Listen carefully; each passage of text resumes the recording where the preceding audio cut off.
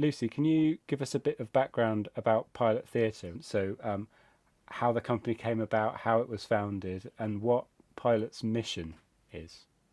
Yeah, of course. So, Pilot Theatre are an international and national touring theatre company primarily. So, all of our work, the sort of main body of our work, are big mid-scale touring theatre productions. But the key part of our work is that all of the work we make is for young audiences, and by young audiences at Pilot, that means sort of secondary school age up to the age of 25. So we often focus on young protagonists, adapt stories that sort of speak to young people's lives. We talk about themes that are really current as well as adapting historical stories. And we've always, as a company, had a real interest in digital technology and how that intersects with theatre.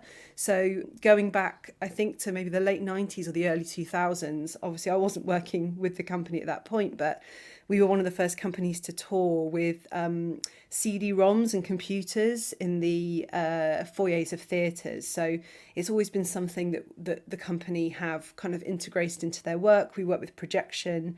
We also run a live streaming part of the company.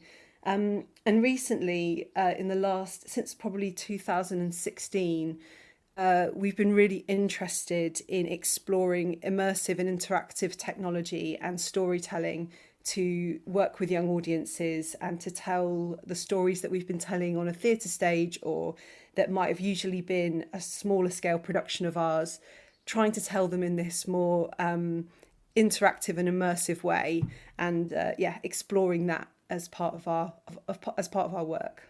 Brilliant.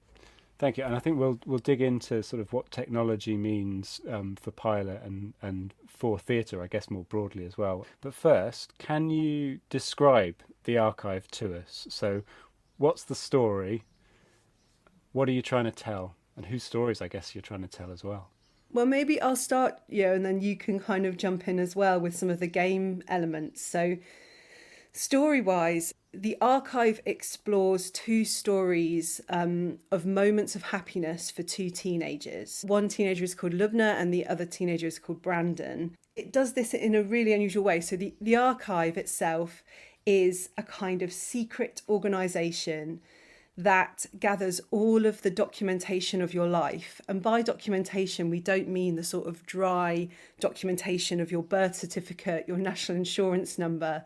What we mean is the sort of ephemera of your happiest moments or your saddest moments. So it could be the sugar packet from the cafe where you broke up with your first boyfriend or girlfriend. It could be a childhood doodle on the back of an exercise book that you made with your best friend.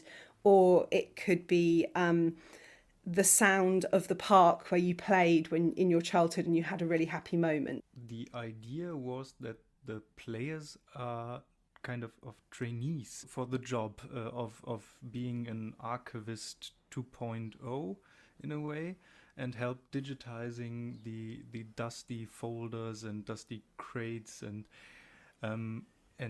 the job you are doing now is actually to sort and discover what those moments of happiness or those stories are actually.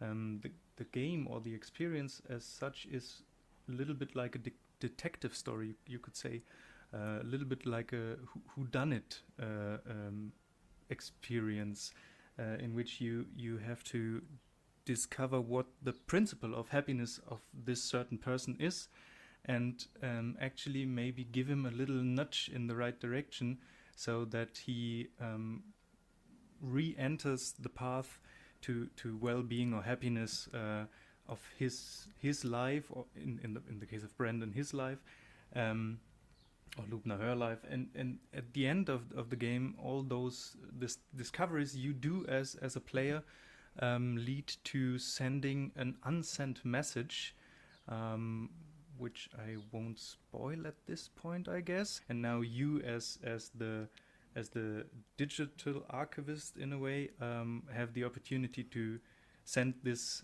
message anyways, to help the person discover or rediscover the joy in a way, and happiness and well-being in his life.